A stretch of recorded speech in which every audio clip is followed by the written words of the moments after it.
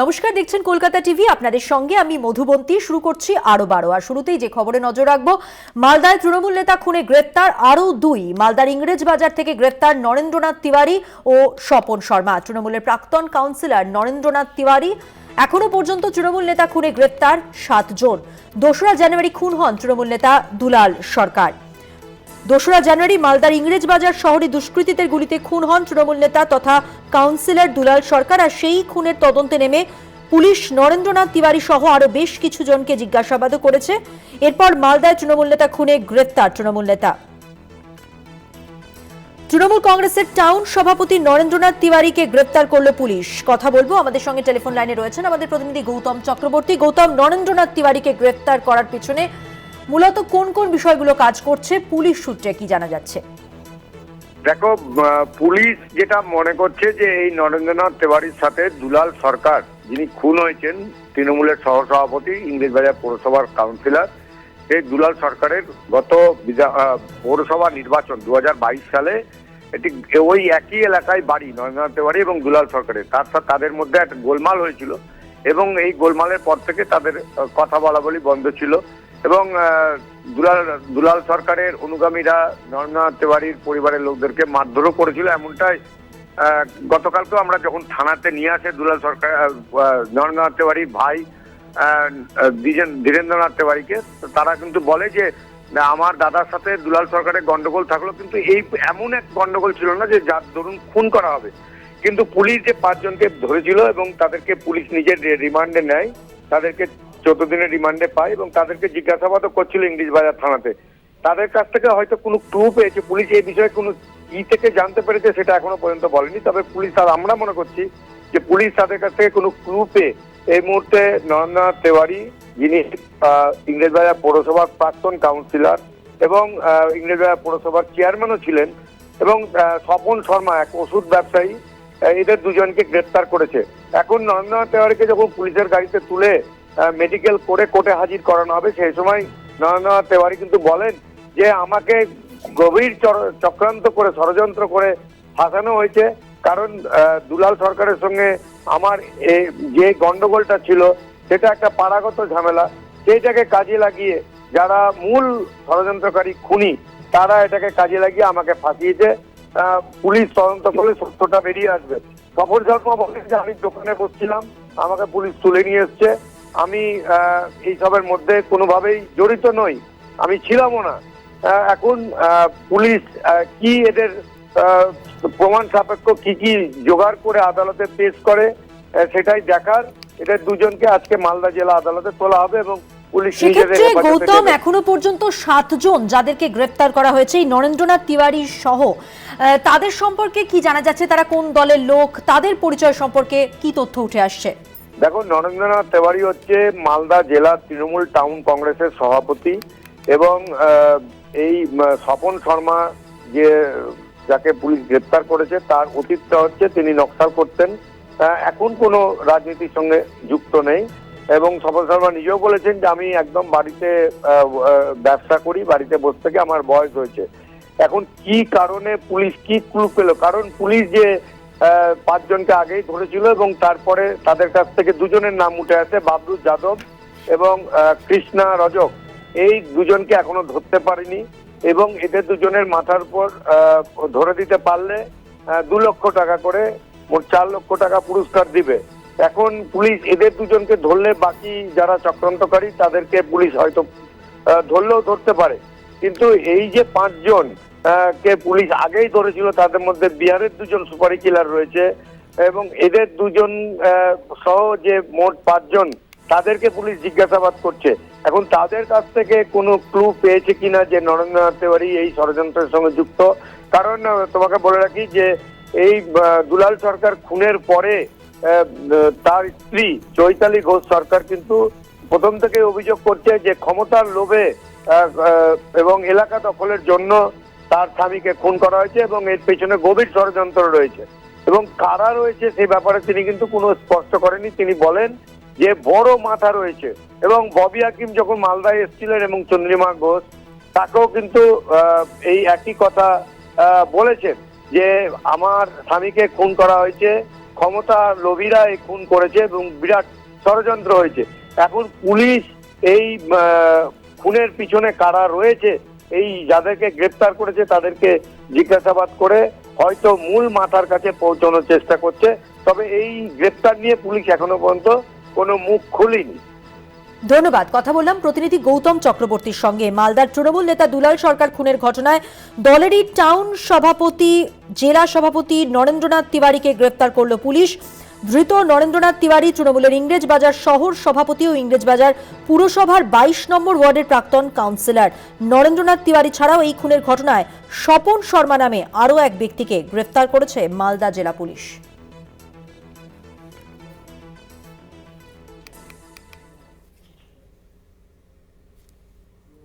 চোখ রাখবো পরের খবরে। মালদার মানিকচক কলেজে নবীন বরণকে কেন্দ্র করে গোষ্ঠীদ্বন্দ্বের ঘটনা ঘটেছে। প্রকাশ্যে তৃণমূলের ছাত্র সংগঠনের গোষ্ঠীদ্বন্দ্ব পরিস্থিতি সামাল দিতে ঘটনাস্থলে পুলিশ।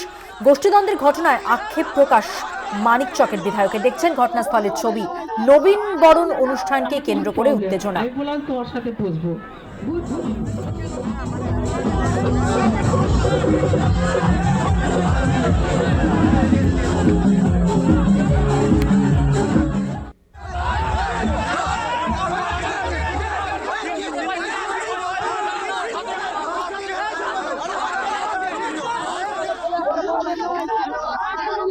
আমার কিছু প্রবলেম, আমি বললাম তোমার সাথে বসবো।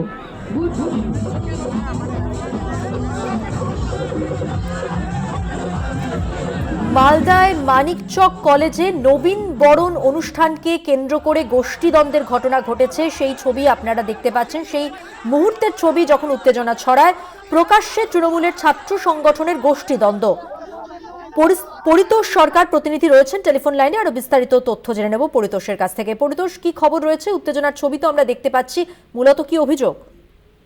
একদমই মধুমন্তী, তোমাকে বলে রাখি যে ঘটনা মানিকচক কলেজে নবীন বরণ উৎসবের আয়োজন করা হয়েছিল, যেখানে তৃণমূল ছাত্র পরিষদের দুই গোষ্ঠীর মধ্যে একটা গোষ্ঠী কন্দলের ঘটনা সামনে আসে।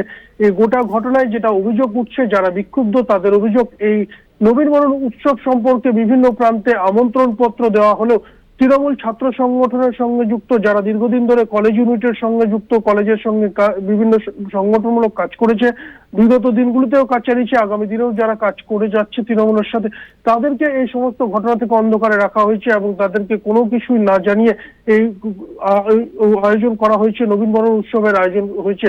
এই গোটা পরিস্থিতিতে তৃণমূলের ছাত্র সংগঠনের নেতৃত্ব রীতিমতো ক্ষোভ প্রকাশ করে। অনুষ্ঠান চলাকালীন যারা নেতৃত্বরা উপস্থিত ছিলেন, যেখানে বিধায়িকা থেকে শুরু করে কলেজের অধ্যক্ষ, পাশাপাশি বিভিন্ন পদাধিকারী নেতৃত্ব, প্রশাসনিক আমলারা উপস্থিত ছিলেন এই নবীন বরণ উৎসবে, তখন তারা ক্ষোভ বিক্ষোভ শুরু করেন। তাদের অভিযোগ, তাদেরকে কেন এই সমস্ত ঘটনা প্রসঙ্গে জানানো হয়নি এবং তৃণমূলের ছাত্র সংগঠনের এক শ্রেণীর নেতৃত্ব কেনই বা স্টেজের এক প্রান্ত দখল করে থাকবে, এই নিয়ে রীতিমতো ক্ষোভ বিক্ষোভ শুরু হয়। গন্ডগোলের পরিস্থিতি সৃষ্টি হয়, মারধরের মতো পরিস্থিতি সৃষ্টি হয়ে যায়। এতটাই উত্তেজনা ছড়ায় যে এমন পরিস্থিতি সামাল দিতে পুলিশকে আসরে নামতে হয়। পুলিশ কর্মীরা দীর্ঘ চেষ্টার পর পরিস্থিতি নিয়ন্ত্রণে আনে, যেখানে বিধায়িকা সাবিত্রী মিত্র সেই সমস্ত বিক্ষুব্ধদের সাথে কথা বলার বার্তা রাখে। এই গোটা ঘটনা নিয়ে বিধায়িকা সাবিত্রী মিত্র একটি অন্য সভামঞ্চ থেকেও এই আক্ষেপ প্রকাশ করেন। তিনি জানান, যে ধরনের ঘটনা কলেজে ঘটেছে তা কোনোভাবে যাতে আগামী দিনে না হয় এবং এই ঘটনা তাকে খারাপ লেগেছে, এই ধরনের ঘটনা যাতে শিক্ষাঙ্গনে না হয় সেই সমস্ত বার্তাও রেখেছে। তোমাকে বলে রাখি, তৃণমূল ছাত্র সংগঠনের যে সমস্ত নেতৃত্ব, তাদের মধ্যে এই মূলত গন্ডগোল। এই অনুষ্ঠানকে কেন্দ্র করে অনুষ্ঠানে আমন্ত্রণ জানানো থেকে শুরু করে বিভিন্ন বিষয়ে একদল যারা তৃণমূল ছাত্র নেতৃত্ব, তাদেরকে দূরে রাখা হয়েছিল। সে নিয়ে তাদের ক্ষোভ নিয়ে রীতিমতো ক্ষোভ বিক্ষোভ শুরু হয়। মধুমন্তী, ধন্যবাদ। কথা বললাম প্রতিনিধি পরিতোষ সরকারের সঙ্গে।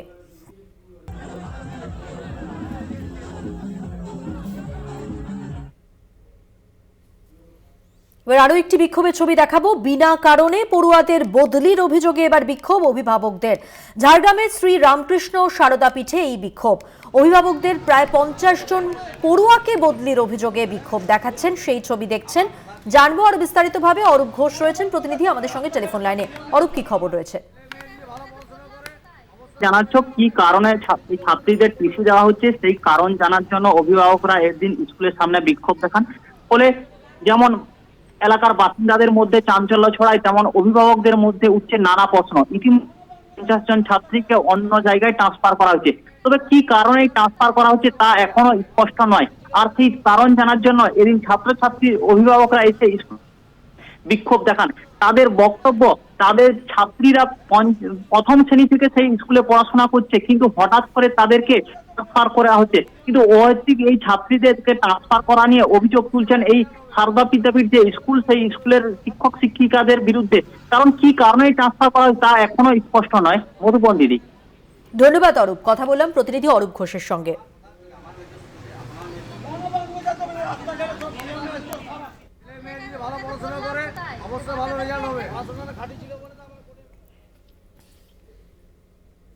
চোখ রাখবো পরের খবরে। আবাস যোজনার বাড়িতে রাজ্যের লোগো দেওয়ার সিদ্ধান্ত, নবান্ন থেকেই লোগো পাঠানো হবে জেলাগুলিতে। আগে প্রধানমন্ত্রী আবাস যোজনার বাড়িতে কেন্দ্রের লোগো ব্যবহৃত হতো। প্রথম কিস্তির টাকা কিভাবে ব্যবহার হবে তার জন্য এসওপি তৈরি। সেই সঙ্গে আবাস যোজনার বাড়িতে লোগো দেওয়ার সিদ্ধান্ত, রাজ্যের লোগো দেওয়ার সিদ্ধান্ত নবান্ন থেকেই এই সিদ্ধান্ত নেওয়া হয়েছে। নবান্ন থেকেই লোগো পাঠানো হবে জেলাগুলিতে। প্রধানমন্ত্রী আবাস যোজনার বাড়িতে কেন্দ্রের লোগো ব্যবহার করা হতো, এখন থেকে রাজ্যের যে সমস্ত আবাস যোজনার বাড়ি সেখানে রাজ্যের লোগো লাগানো হবে। প্রথম কিস্তির টাকা কিভাবে ব্যবহার হবে তার জন্য এসওপিও তৈরি। আবাস যোজনা প্রকল্পের বাড়িগুলিতে রাজ্যের লোগো লাগানোর সিদ্ধান্ত নেওয়া হয়েছে। নবান্ন থেকে সেই লোগো পাঠানো হবে জেলাগুলিতে এবং সেই সমস্ত বাড়িতে লোগো লাগানো থাকবে যেখানে রাজ্যের আবাস যোজনার প্রকল্প থেকে বাড়ি তৈরি হয়েছে।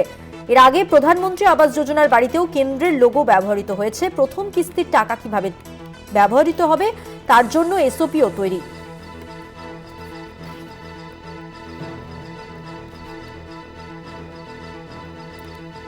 আবাস যোজনার বাড়িতে রাজ্যের লোগো দেওয়ার সিদ্ধান্ত, নবান্ন থেকে জেলাগুলিতে লোগো পাঠানো হবে বাড়িগুলিতে লোগো লাগানোর জন্য।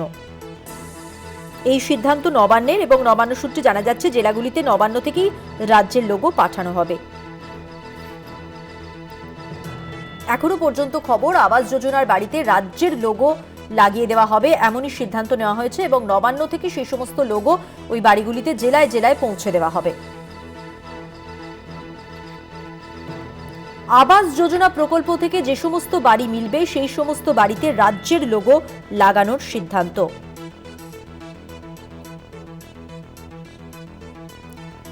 এবং নবান্ন থেকেই জেলায় জেলায় ওই সমস্ত বাড়িতে লোগো লাগানোর জন্য লোগো পাঠানো হবে।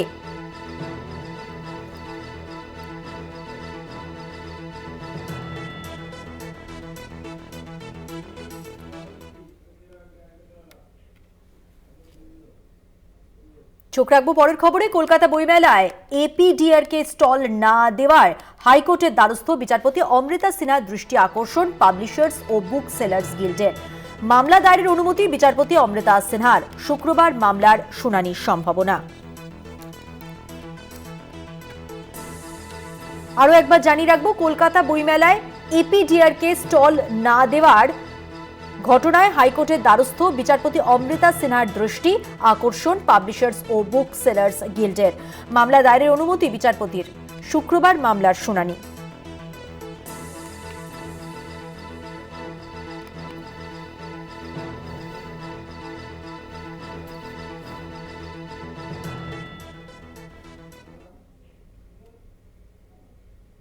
নজর রাখবো পরের খবরে। শিক্ষক বদলি রুখতে অভিভাবকদের ডেপুটেশন স্কুল পরিদর্শককে। ডেপুটেশন অভিভাবকদের পশ্চিম মেদিনীপুরের রাজনগরের ঘটনা এটি। দাবি না মানলে বৃহত্তর আন্দোলনের হুঁশিয়ারি অভিভাবকদের। দেখছেন সেই ছবি অভিরামপুর প্রাথমিক বিদ্যালয় যেখানে অভিভাবকরা আন্দোলনে নেমেছেন। মেদিনীপুরের রাজনগরের ঘটনা। শিক্ষক বদলি রুখতে অভিভাবকদের ডেপুটেশন স্কুল পরিদর্শককে ডেপুটেশন জমা অভিভাবকদের। পশ্চিম মেদিনীপুরের রাজনগর যেখানে দাবি না মানলে বৃহত্তর আন্দোলনেরও হুঁশিয়ারি দিয়েছেন অভিভাবকরা। শিক্ষক বদলি রুখতে তাদের এই ডেপুটেশন, স্কুল পরিদর্শককে তারা ডেপুটেশন জমা দিয়েছেন। দেখছেন ডেপুটেশন হাতে অভিভাবকরা, তারা স্কুল পরিদর্শককে ডেপুটেশন জমা দিয়েছেন। পশ্চিম মেদিনীপুরের রাজনগরের স্কুলের ঘটনা এটি। মধুসূদন ভট্টাচার্য প্রতিনিধি রয়েছেন, আরো বিস্তারিত তথ্য জেনে নেব মধুসূদনের কাছ থেকে। মধুসূদন, প্রথম কথা, শিক্ষক বদলি রুখতে অভিভাবকরা ডেপুটেশন দিলেন কেন, তাদের কি বক্তব্য?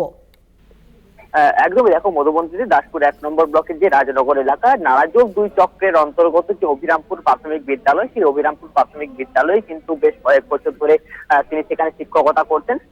শঙ্খশুভ্র ব্যানার্জি মধুসূদন, তোমাকে একটু বিরত করছি। ধনধান্য প্রেক্ষাগৃহে মুখ্যমন্ত্রী মমতা বন্দ্যোপাধ্যায় আর কিছুক্ষণের মধ্যেই যাবেন এবং তিনি ইতিমধ্যে পৌঁছে গেছেন। সেই মুহূর্তের ছবি আপনাদের সামনে তুলে ধরছি। এখানে তার কি কর্মসূচি সেদিকেই আমরা নজর রাখছি। ধনধান্য প্রেক্ষাগৃহে মুখ্যমন্ত্রী মমতা বন্দ্যোপাধ্যায় রয়েছেন ইন্দ্রনীল সেন, দেখছেন সেই ছবি।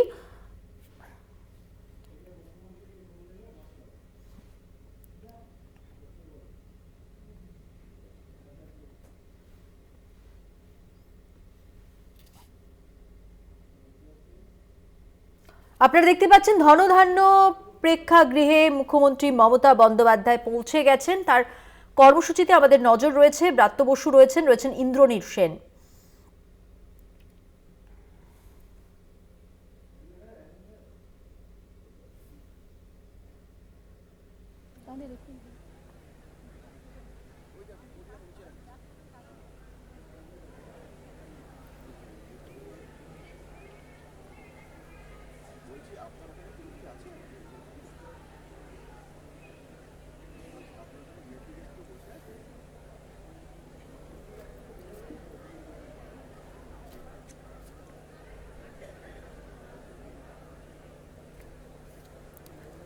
আমরা পর্দায় ইতিমধ্যেই দেখতে পাচ্ছি এই প্রেক্ষাগৃহেরই প্রথম তলে মাননীয় মুখ্যমন্ত্রী শিক্ষার্থীদের হাতে তৈরি বিভিন্ন শিক্ষা প্রদীপন, বিভিন্ন মডেল সেগুলো দেখছেন এবং বাচ্চাদের সঙ্গে মিলিত হয়েছেন রাজ্যের মাননীয় মুখ্যমন্ত্রী মমতা বন্দ্যোপাধ্যায়। সে ছবি আমরা পর্দায় দেখতে পাচ্ছি।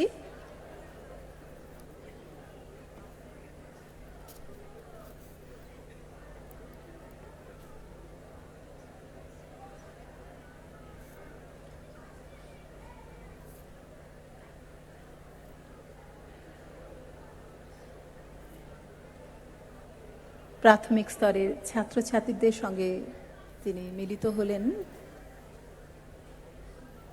চকলেট দিচ্ছেন তাদের। স্টুডেন্টস উইকে আমাদের মেয়েরা মাননীয় মুখ্যমন্ত্রীর হাত থেকে চকলেট নিচ্ছে। অত্যন্ত আনন্দময় একটি মুহূর্ত।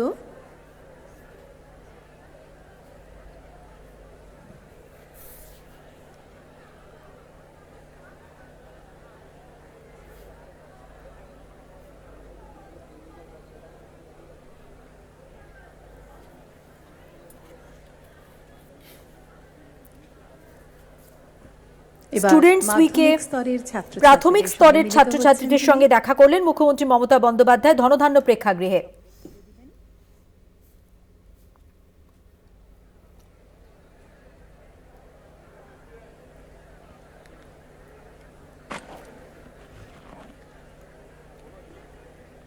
মাননীয় মুখ্যমন্ত্রীর সঙ্গে প্রেক্ষাগৃহে আর কিছুক্ষণের মধ্যেই উপস্থিত হবেন বিভিন্ন মন্ত্রী মহোদয় এবং বিশিষ্টজন। আমরা সাগ্রহ প্রতীক্ষায় আছি।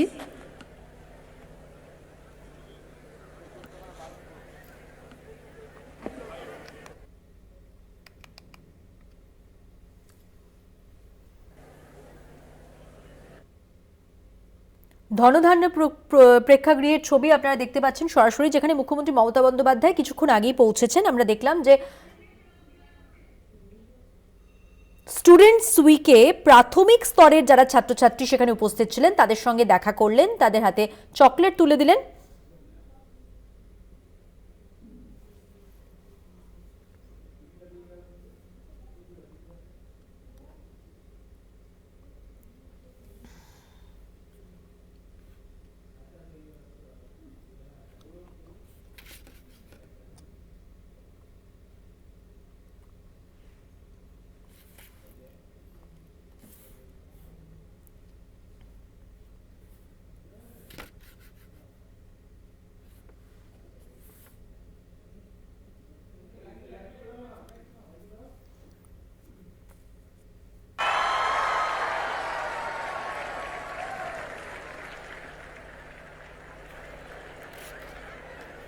আমরা বছর শুরু করেছিলাম মাননীয় মুখ্যমন্ত্রীর দেওয়া শুভেচ্ছা বার্তা ছাত্রছাত্রীদের হাতে পৌঁছে দিয়ে আজ তিনি আমাদের মাঝে উপস্থিত। ছাত্রছাত্রীরা মাননীয় মুখ্যমন্ত্রীকে স্বাগত জানাচ্ছে, স্বাগত জানাচ্ছি আমরা সকলে। মাননীয় মুখ্যমন্ত্রীর সঙ্গে উপস্থিত হয়েছেন বহু বিশিষ্ট ব্যক্তিত্ব, তাদের সকলকে স্বাগত জানাই।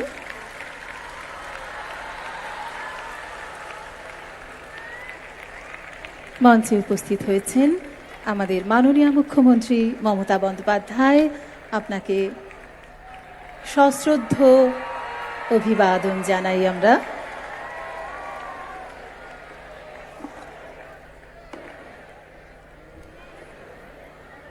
মঞ্চে উপস্থিত বিশিষ্ট ব্যক্তিত্বদের স্বাগত জানাই। স্বাগত জানাই প্রেক্ষাগৃহে উপস্থিত অন্যান্য সকল বিশিষ্ট ব্যক্তিত্ব গুণীজনকে।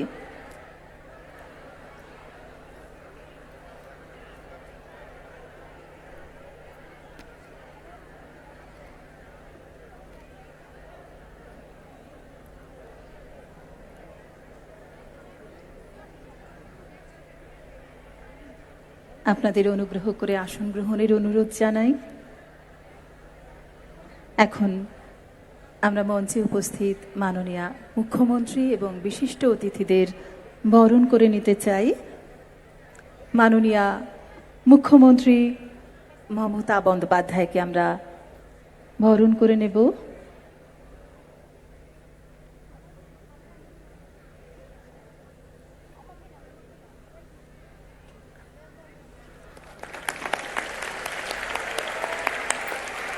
আমরা মঞ্চে উপস্থিত মাননীয় বিশিষ্টবর্গকে বরণ করব। মাননীয় মন্ত্রী শ্রী ব্রাত্য বসু, মাননীয় মন্ত্রী জনাব ফিরহাদ হাকিম, মাননীয় মন্ত্রী শ্রী অরূপ বিশ্বাস, মাননীয় মন্ত্রী শ্রী বাবুল সুপ্রিয়, মাননীয় রাষ্ট্রমন্ত্রী শ্রীমতী। অবশ্যই মুখ্যমন্ত্রীর কর্মসূচির দিকে আমাদের নজর থাকছে। চোখ রাখবো আরো একটি গুরুত্বপূর্ণ খবরে। মঙ্গলবার বিকেলে ত্রিপুরার কৈলা শহরে ভারত বাংলাদেশ সীমান্তে উত্তেজনা, বাংলাদেশি বিড়ি পাচারকারীদের আটকালে বিএসএফ এর সঙ্গে সংঘর্ষের ঘটনা। ঘটনাস্থলে হাজির হয় বিজিবির জওয়ানরা। স্থানীয়রা বিএসএফ এর ওপর চড়াও হয়, অস্ত্র ছিনতাইয়ের চেষ্টা করে। দেখছেন সেই ছবি।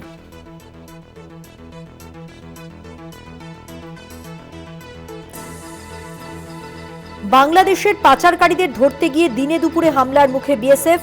মঙ্গলবার ত্রিপুরার উনকোটি জেলার মাগরুলি পঞ্চায়েত এলাকা দিয়ে সীমান্ত পার করে বাংলাদেশের দিকে পালাচ্ছিল পাচারকারীরা।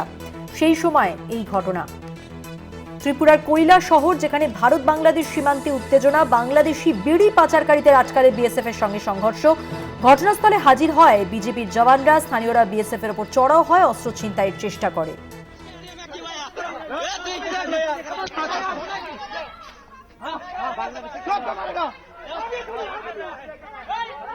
ত্রিপুরার কৈলা শহরে ভারত বাংলাদেশ সীমান্তে উত্তেজনা, বাংলাদেশি বিড়ি পাচারকারীদের আটকালে বিএসএফ এর সঙ্গে সংঘর্ষ। ঘটনাস্থলে হাজির হয় বিজেপির জওয়ানরা। স্থানীয়রা বিএসএফ এর উপর চড়াও হয়, অস্ত্র ছিনতাইয়ের চেষ্টা করে।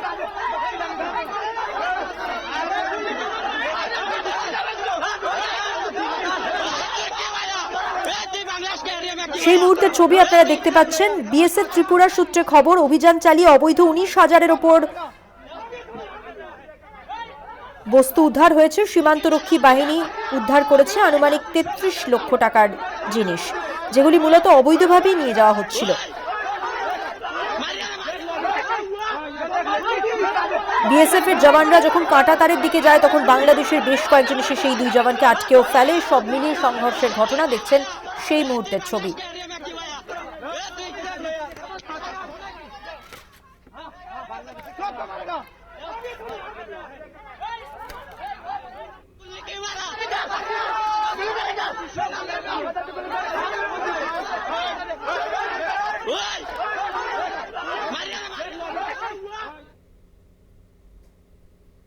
আরো ভারতের সময় হয়ে গেছে একটা বিরতি নেওয়ার। বিরতির পর থাকছে আরো খবর, সঙ্গে থাকবেন।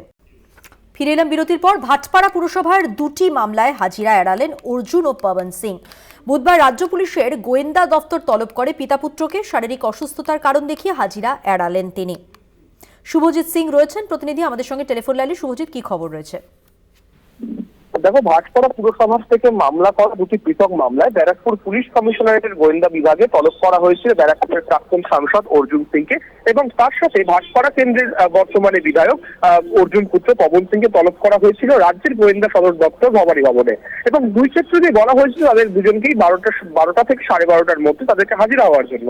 গতকালকে সংবাদ মাধ্যমের মুখোমুখি হয়ে অর্জুন সিং বলেছিলেন যে আমি এবং আমার ছেলে আমরা দুজনেই হাজিরা দেবো এবং যাবো, আমরা কথা বলবো, কারণ যে বিষয়টি নিয়ে মামলা করা হচ্ছে, বারবার করে ডাকা হচ্ছে, সেই বিষয়টি সম্পূর্ণ ভুল বিষয়, এবং সেটির জন্যই কিন্তু অর্জুন সিং এবং তার ছেলে আজকে কিন্তু দুই সদর দপ্তরে যাওয়ার কথা ছিল। হঠাৎই আজকে সকালবেলা শারীরিক অসুস্থতার কারণ দেখিয়ে অর্জুন সিং তিনি বলেন যে আমার শারীরিক অসুস্থতা খারাপ রয়েছে, সেই কারণে কিন্তু আমি আজকে হাজিরা দিতে পারবো না। সাথে ভাটপাড়া কেন্দ্রের বিধায়ক অর্জুনের পুত্র পবন সিং তিনিও দাবি করেন যে অন্য একটি পৃথক মামলায় কেন্দ্রীয় তদন্তকারী সংস্থা এনআই এর তরফে তিনি একটি সাক্ষী রয়েছেন, যে কারণে তাকে সাক্ষীর জন্য যেতে হচ্ছে, এবং সেই কারণেই তিনি কিন্তু আজকে গোয়েন্দা দপ্তরে যেতে পারছেন না। দুটি পৃথক ঘটনায় না যাওয়া নিয়ে রাজনৈতিক মহলে শুরু হয়েছে একটি চাপাদুতো। তৃণমূল কংগ্রেস নেতৃত্বের দাবি যে গ্রেপ্তারির ভয়তেই কিন্তু অর্জুন সিং এবং পবন সিং তারা কিন্তু পুলিশের সঙ্গে দেখা করতে যাচ্ছেন না। যদিও বিষয়টি নিয়ে গুরুত্ব দিতে নারাজ অর্জুন সিং, তিনি পরিষ্কার জানিয়ে দিয়েছেন যে আমার শরীর ভালো থাকলে আমি অবশ্যই যেতাম, কারণ এর আগেও যখন ভবানী ভবনে আমাকে ডাকা হয়েছিল কলকাতা হাইকোর্টের নির্দেশে আমি গেছিলাম এবং তদন্তকারী অফিসারের সঙ্গে আমি দীর্ঘ 5 থেকে 6 ঘন্টা তাদের সাথে কথা বলেছি, কিন্তু আমার শারীরিক অবস্থা ভালো নেই, সেই কারণে কিন্তু আমি যেতে পারছি না। এর পরবর্তী ডেট যবে আসবে, অর্থাৎ পরের ডেট যখন পুলিশ ডাকবে, অর্জুন সিং বলেছেন তিনি অবশ্যই পুলিশের সঙ্গে কথা বলার জন্য যাবে। ধন্যবাদ শুভজিৎ। কথা বললাম প্রতিনিধি শুভজিৎ সিং এর সঙ্গে।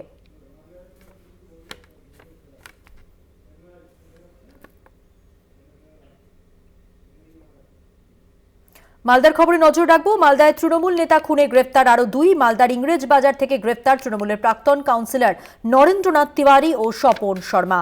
এ পর্যন্ত তৃণমূল নেতা খুনে গ্রেফতার 7। আরো একবার জানিয়ে রাখবো, এই ঘটনায় এখনো পর্যন্ত 7 জনকে গ্রেফতার করা হয়েছে। মালদার এই ঘটনায় তৃণমূল নেতা খুনে 2 জনকে আগেই গ্রেফতার করা হয়েছিল এবং তারপর নরেন্দ্রনাথ তিওয়ারি ও স্বপন শর্মা সহ 7 জনকে গ্রেফতার করা হয়েছে। গত 2রা জানুয়ারি মালদার ইংরেজ বাজার শহরে দুষ্কৃতীদের গুলিতে খুন হন তৃণমূল নেতা তথা কাউন্সিলর দুলাল সরকার। তৃণমূল কংগ্রেসের টাউন সভাপতি নরেন্দ্রনাথ তিওয়ারিকে গ্রেফতার করল পুলিশ। এই ঘটনায় এখনো পর্যন্ত গ্রেফতার 7।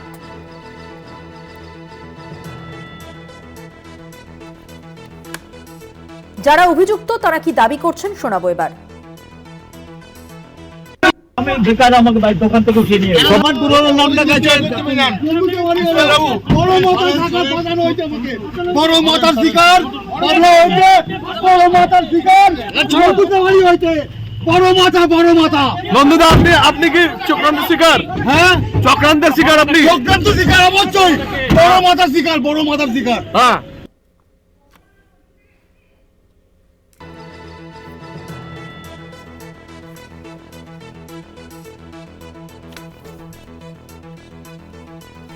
মালদার তৃণমূল নেতা দুলাল সরকার খুনের ঘটনায় দলেরই টাউন সভাপতি তথা হিন্দি সেলের জেলা সভাপতি নরেন্দ্রনাথ তিওয়ারিকে গ্রেফতার করল পুলিশ। ধৃত নরেন্দ্রনাথ তিওয়ারি তৃণমূলের ইংরেজ বাজার শহর সভাপতি ও ইংরেজ বাজার পুরসভার 22 নম্বর ওয়ার্ডের প্রাক্তন কাউন্সিলর।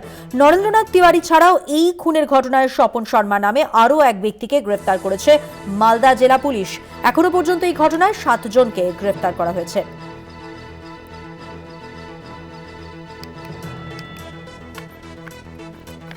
মালদার তৃণমূল নেতা দুলাল সরকার খুনের ঘটনায় দলেরই টাউন সভাপতি তথা হিন্দি সেলের জেলা সভাপতি নরেন্দ্রনাথ তিওয়ারিকে গ্রেফতার করল পুলিশ। প্রসঙ্গত, দুলাল সরকার খুনে মঙ্গলবার নরেন্দ্রনাথ তিওয়ারিকে ডেকে পাঠিয়েছিল পুলিশ। মঙ্গলবার কয়েক দফায় ওই নেতাকে ইংরেজবাজার থানায় জিজ্ঞাসাবাদও করা হয়। থানায় ডেকে পাঠানো হয় নরেন্দ্রনাথের 2 ভাই ধীরেন্দ্রনাথ তিওয়ারি এবং অখিলেশ তিওয়ারিকেও। 3 জনকে মুখোমুখি বসিয়ে জিজ্ঞাসাবাদ করেন তদন্তকারীরা। পরের রাতেই গ্রেফতার করা হয় নরেন্দ্রনাথ তিওয়ারিকে। নরেন্দ্রনাথ তিওয়ারির আগে অবশ্য দাবি করেন যে এই ঘটনায় তাদের বাড়ির কেউ জড়িত নন, তারা পুলিশকে তদন্তে সহযোগিতা করছেন। মঙ্গলবার রাতভর জিজ্ঞাসাবাদের পর তাকে গ্রেফতার করা হয়েছে বলে প্রেস বিবৃতিতে জানিয়েছেন মালদার পুলিশ সুপার। সঙ্গে গ্রেফতার করা হয়েছে স্বপন শর্মা নামে তৃণমূলের আরেক নেতাকে। পুলিশ সূত্রে খবর, এই ঘটনায় ধৃত 5 জনের বয়ানের ভিত্তিতেই গ্রেফতার করা হয়েছে নরেন্দ্রনাথকে। মালদার জেলা সহ সভাপতি দুলাল সরকার খুনে এখনো পর্যন্ত 2 জন শার্প শুটার সহ 7 জনকে গ্রেফতার করা হয়েছে। অভিযুক্তরা কি বলছেন আরো একবার শোনাবো। বেকার আমাকে ভাই দোকান থেকে উঠিয়ে নিয়ে গেছে। আমার পুরোনো নামটা গেছে বড় মাতার শিকার বাবলা হয়েছে, বড় মাতার শিকার মধুদেবাড়ি হয়েছে। বড় মাথা নন্দদা, আপনি কি চক্রান্তের শিকার? হ্যাঁ, চক্রান্তের শিকার। আপনি চক্রান্তের শিকার অবশ্যই। বড় মাথার শিকার। হ্যাঁ,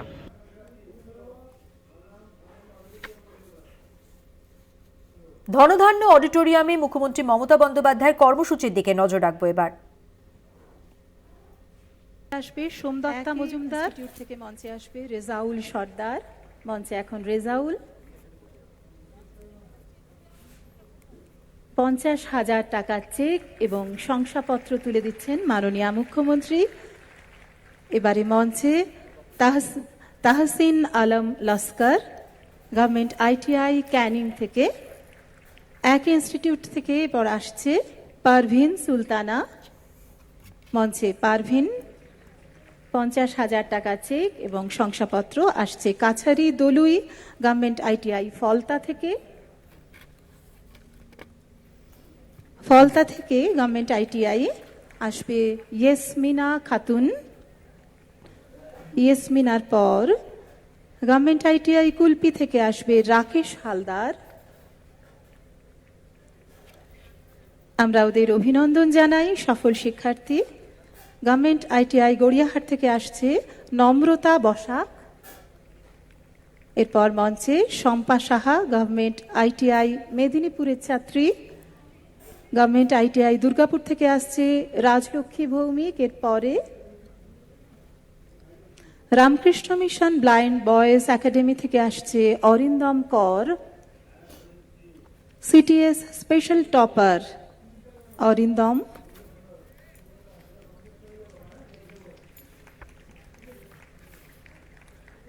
মাননীয় মুখ্যমন্ত্রীর পর ন্যাশনাল স্কিল কম্পিটিশন 2024-এর পুরস্কার বিজয়ী শিক্ষার্থীদের হাতে শংসাপত্র তুলে দেবেন।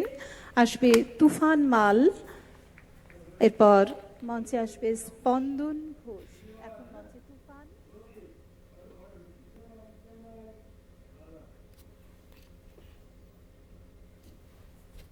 মুখ্যমন্ত্রীর কর্মসূচির দিকে অবশ্যই আমাদের নজর থাকছে, তবে চোখ রাখবো আরো একটি গুরুত্বপূর্ণ খবরে। সন্দেশখালীর ঘটনা, গণধর্ষণের ঘটনায় রাজ্যের রিপোর্ট তলব হাইকোর্টের। সোমবার রিপোর্ট চাইলেও কলকাতা হাইকোর্ট রিপোর্ট দেওয়ার জন্য আরও সময় চায় রাজ্য। নির্যাতিতার বাড়িতে পুলিশ পাহারার নির্দেশ বিচারপতি জয় সেনগুপ্তের। প্রতিনিধি পীযূষ কান্তি নাগ রয়েছেন আমাদের সঙ্গে টেলিফোন লাইনে। পীযূষ কান্তিদা, কি খবর রয়েছে? দেখো, কলকাতা হাইকোর্টের বিচারপতি জয় সেনগুপ্তের নির্দেশ যে সন্দেশখালীর গণধর্ষণের ঘটনায় নির্যাতিতার যে আবেদন, সেই আবেদনের প্রেক্ষিতে আগামী সোমবারের মধ্যে রাজ্যকে একটি তদন্তের গতি প্রকৃতি সংক্রান্ত রিপোর্ট জমা করতে হবে। পাশাপাশি অবিলম্বে নির্যাতিতার বাড়িতে পুলিশি নিরাপত্তার ব্যবস্থা করতে হবে। 2 জন পুলিশ কর্মী সেখানে নিয়োগ থাকবেন, তার মধ্যে একজন সশস্ত্র পুলিশকে রাখতে হবে, এমনটাই নির্দেশ বিচারপতি জয় সেনগুপ্তের। এবং নির্যাতিতার গণধর্ষণ সংক্রান্ত বিষয়ে রাজ্যের দাবি যে তদন্তের কাজ দেশে রয়েছে এবং অবিলম্বে চার্জশিট পেশ করা হবে। আগামী সোমবার সেই রিপোর্টের মাধ্যমে রাজ্য তার বিস্তারিত রিপোর্ট পেশ করবে এবং তারপরে বিচারপতি জয় সেনগুপ্ত তার পরবর্তী সিদ্ধান্ত গ্রহণ করবেন। ধন্যবাদ পীযূষ কান্তি। কথা বললাম প্রতিনিধি পীযূষ কান্তি নাগের সঙ্গে। সন্দেশখালীতে গণধর্ষণের অভিযোগে রাজ্যের রিপোর্ট তলব হাইকোর্টের। আগামী সোমবার রিপোর্ট দিতে হবে রাজ্যকে। বিচারপতি জয় সেনগুপ্তর নির্দেশ, আপাতত নির্যাতিতার বাড়িতে পুলিশ পাহারা ও নিরাপত্তার ব্যবস্থা করতে হবে। রাজ্যের আইনজীবী অমিতেশ বন্দ্যোপাধ্যায় জানান, তদন্ত চলছে, খুব শীঘ্রই চার্জশিট দেওয়া হবে। রাজ্য রিপোর্ট দেওয়ার জন্য সময়ও চায়। বিচারপতি জয় সেনগুপ্তর নির্দেশ, পুলিশ আপাতত নজরদারি করবে নির্যাতিতার বাড়িতে। 2 জন পুলিশ বাড়িতে নিরাপত্তার দায়িত্বে থাকবে, তার মধ্যে একজন সশস্ত্র পুলিশ থাকবে। গতকালই সন্দেশখালীর এক মহিলা গণধর্ষণের অভিযোগ নিয়ে হাইকোর্টের দ্বারস্থ হয়েছিলেন।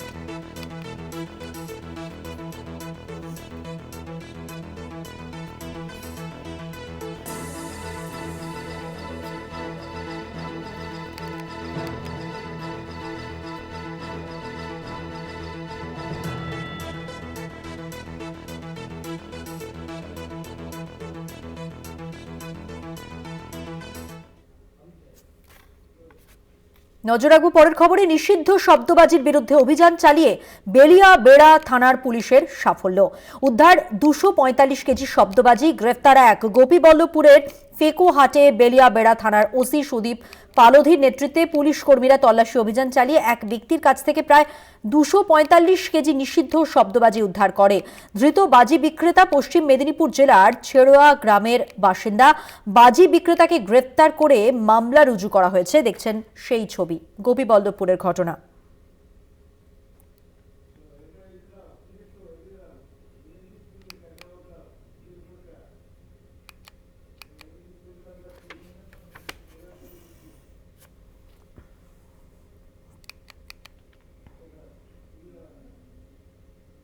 নজর রাখবো পরের খবরে। ভারপ্রাপ্ত প্রধান শিক্ষককে ক্ষমা চাওয়ানোর অভিযোগ এসএফআই এর বিরুদ্ধে। বহরমপুরের আইসিআই স্কুলের ঘটনা এটি। মঙ্গলবার এসএফআই ডেপুটেশন দিতে গেলে কর্মীদের মারধরের অভিযোগ ঘটে এবং সেই ঘটনার প্রতিবাদে ভারপ্রাপ্ত প্রধান শিক্ষককে ঘেরাও এসএফআই এর। দেখছেন সেই ছবি।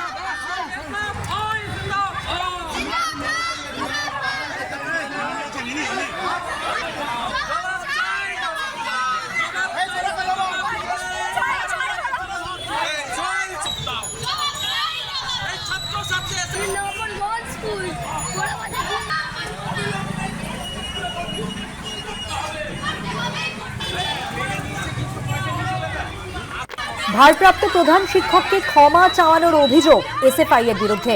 বহরমপুরে আইসিআই স্কুলের ঘটনা। বিস্তারিত জানবো। কল্যাণ চন্দ্র প্রতিনিধি রয়েছেন আমাদের সঙ্গে টেলিফোন লাইনে। কল্যাণ, কি কারণে ক্ষমা চাওয়ানোর ঘটনা, এসএফআই এর ঠিক কি বক্তব্য, সবটাই জানতে চাইবো তোমার কাছ থেকে।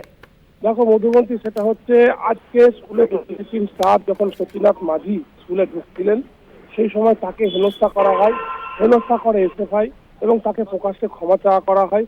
কারণ হচ্ছে যে গতকালকে এসএফআই এর কিছু নেতা কর্মী বহরমপুরের গোড়াবাজারের আইসিআই যে স্কুল রয়েছে সেই স্কুলে গিয়ে বর্ধিত ফির জন্য আন্দোলন করছিল এবং তারা ডেপুটেশন দিতে গিয়েছিল প্রধান শিক্ষকের কাছে। কিন্তু ভারপ্রাপ্ত প্রধান শিক্ষক জানিয়েছিলেন সেই সময় তাদের যে পারমিশন ছাড়া অর্থাৎ অনুমতি ছাড়া তারা এসেছেন এবং এভাবে ডেপুটেশন নেওয়া যায় না। তাছাড়া ভর্তি প্রক্রিয়া সম্পূর্ণভাবে শেষ হয়ে গেছে। ছাত্রছাত্রীদের যেমন বর্ধিত ফি ছাত্রছাত্রীরা দিয়েছে, পাশাপাশি অভিভাবকদেরও কোনো অভিযোগ নেই। সুতরাং এই ঘটনায় ডেপুটেশন তাদের শোভা পায় না। এরপরেই ওই এসএফআই যারা নেতা কর্মী ছিলেন 5-6 জন তাদের স্কুল থেকে বার করে দেওয়া হয় বলে অভিযোগ এবং আরো অভিযোগ করেছিল গতকাল এসএফআই ঘাট ধাক্কা দিয়ে বার করে দেওয়া হয়।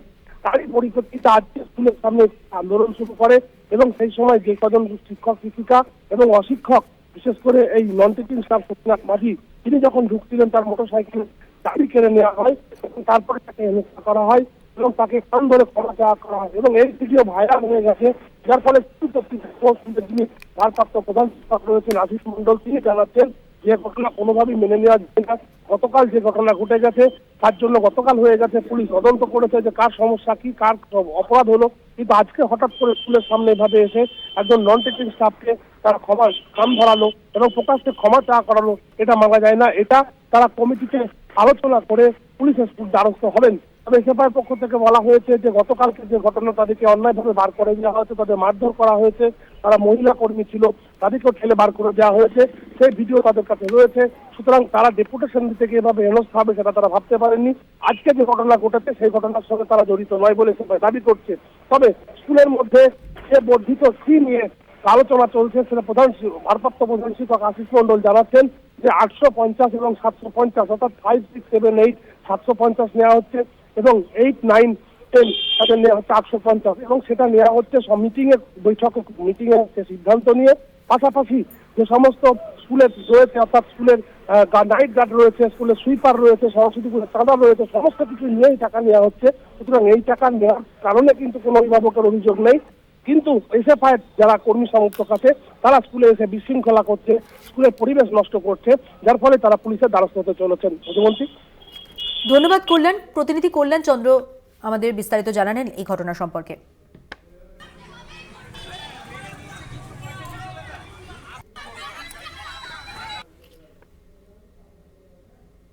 আসবো পরের খবরে। পুলিশ হেফাজতে 2 মহিলার উপর অত্যাচারের মামলা। পুলিশি তদন্তে অসন্তুষ্ট কলকাতা হাইকোর্টের ডিভিশন বেঞ্চ। তদন্ত নিয়ে আদালতের প্রশ্নের মুখে রাজ্য পুলিশ। মামলার পরবর্তী শুনানি 22শে জানুয়ারি। আরো বিস্তারিত জানাচ্ছেন আমাদের সঙ্গে টেলিফোন লাইনে রয়েছেন আমাদের প্রতিনিধি পীযূষ কান্তি নাগ। পীযূষ কান্তি, কি খবর রয়েছে? দেখো, একটি বিজেপির সভা থেকে একটি মন্তব্যকে কেন্দ্র করে দুই মহিলাকে গ্রেফতার করা হয়েছিল, রেবেকা খাতুন এবং সোমা দাস। এই দুজনকে যখন গ্রেফতার করা হয় তাকে পুলিশি হেফাজতে নির্যাতন করা হয়েছে এমনটাই অভিযোগ নিয়ে কলকাতা হাইকোর্টের দ্বারস্থ হয়েছিল। সিঙ্গেল বেঞ্চের মামলা ঘুরিয়ে তা কিন্তু ডিভিশন বেঞ্চে আছে এবং বিচারপতি জয়মাল্য বাগচির এজলাসে যখন আজ মামলাটি ওঠে তখন পুলিশ যে রিপোর্ট জমা দেয় সেই রিপোর্টে খুশি হয়নি আদালত। আদালতের বক্তব্য, যাদের অভিযোগ তাদের কোনো গোপন জবানবন্দি নেওয়া হয়েছে কিনা, সেক্ষেত্রে রাজ্যের আইনজীবী জানান কোনো গোপন জবানবন্দি নেওয়া হয়নি এবং সোশ্যাল মিডিয়া থেকে পুলিশ যে তদন্ত করছে তাতে আদালত খুশি নয়। আদালতের মন্তব্য যে যারা অভিযোগ করছে তাদের বিরুদ্ধেই তদন্ত করছে পুলিশ, অর্থাৎ পুলিশকে এখানে সঠিকভাবে তদন্ত করতে হবে, যারা অভিযোগকারী তাদের বক্তব্য শুনতে হবে এবং যাদের বিরুদ্ধে অভিযোগ তাদের বয়ান রেকর্ড করতে হবে। তদন্তের গতি প্রকৃতি যেভাবে হওয়া উচিত তা কিন্তু সেভাবে করছে না পুলিশ। তাই আগামী পুলিশকে ফের তদন্ত করে নতুনভাবে রিপোর্ট জমা করার নির্দেশ দিয়েছেন বিচারপতি জয়মাল্য বাগচির ডিভিশন বেঞ্চ। 14 দিন পর মামলাটি ফের শুনানি, সেদিনকে রিপোর্ট দেখেই আদালত তার পরবর্তী সিদ্ধান্ত গ্রহণ করবে। মধুবন্তী, ধন্যবাদ। কথা বললাম আমাদের প্রতিনিধি পীযূষ কান্তি নাগের সঙ্গে।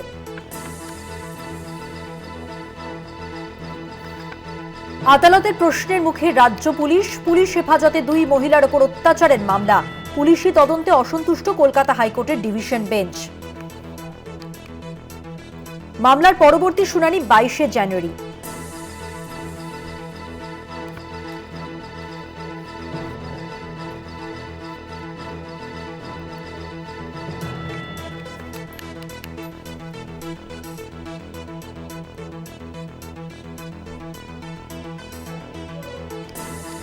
পুলিশ হেফাজতে দুই মহিলার উপর অত্যাচারের মামলা, পুলিশি তদন্তে অসন্তুষ্ট কলকাতা হাইকোর্টের ডিভিশন বেঞ্চ। তদন্ত নিয়ে আদালতের প্রশ্নের মুখে রাজ্য পুলিশ।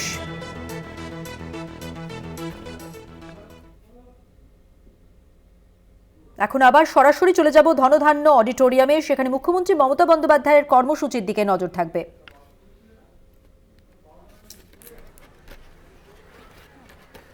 কি হবে তো?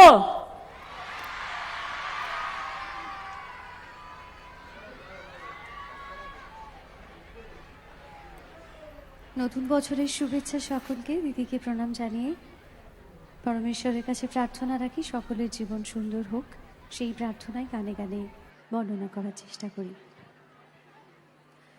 আগুনের পৌরুষমণি ছোঁয়াও প্রাণে, এই জীবন পূর্ণ করো, এই জীবন পূর্ণ করো, এই জীবন পূর্ণ করো, এই জীবন পূর্ণ করো, দহন দানে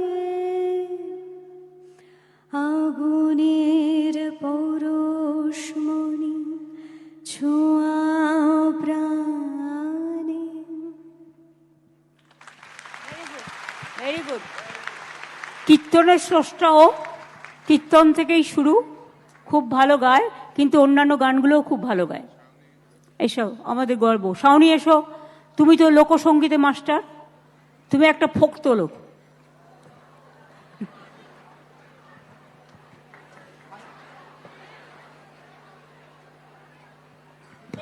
It is actually quite a task to sing after Aditi Munshi. But Didi যখন বলে দিয়েছে her wish is my command, তো আমি যেমনই গাই না কেন, please bear with me, okay?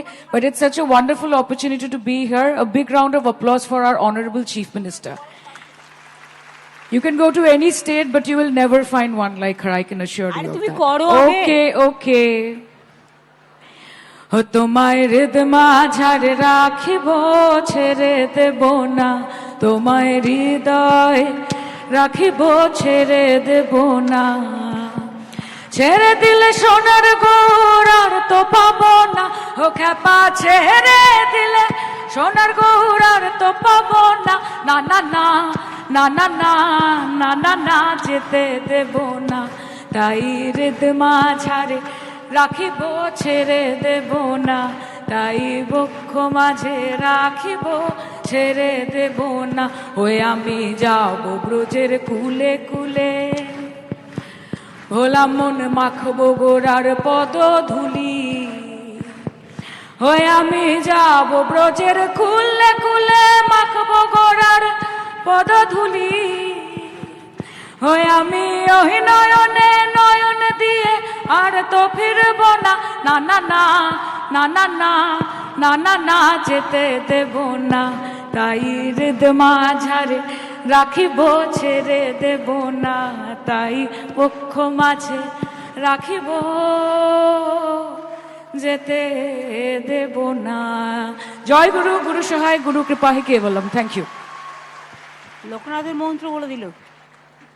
Thank you, very good.